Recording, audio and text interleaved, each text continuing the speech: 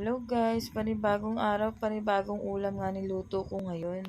Uwi ko nga lang dito guys at ayan, medyo nag-iisip nga ako kung ano nga ang lulutuin ko.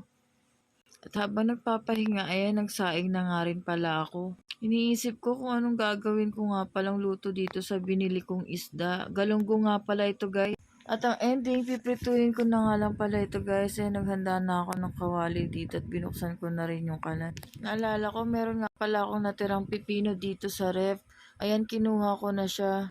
Kinuha ko na nga rin pala dito yung tadtaran ko at kinuha ko na rin yung kutsilyo.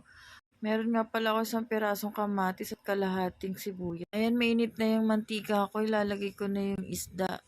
7 pirasong isda nga pala to guys. Ayan, nilagay ko na siya sa lahat. Ko lang pala yung paglalagay ko ng isda guys dahil sobrang init ng kawali at mantika. At ayan, nailagay ko na sila lahat. Inayos ko lang guys para maluto ng maayos. Hintayin lang natin siya ma-toasted guys hanggang sa balik rin natin siya ulit. At habang nagpiprito ako, hiniwa ko na ang pipino, kamatis, at sibuyas. Syempre, hindi mawawala ang sile. Ayan, nilagyan ko rin siya ng paminta at toyo. Dapat kalamansi wala akong nabili kaya suka na lang nilagay ko. At pagkatapos hinalo-halo ko lang ng ganito guys. Di ba masarap partner ng pritong isda ito? Hey guys, ano bang partner ninyo kapag pritong isda ang ulam nyo? Siyempre, dahan-dahan tayo ulit. At ayan, nabaliktad ko na rin siya. After ilang minuto, ayan, luto na.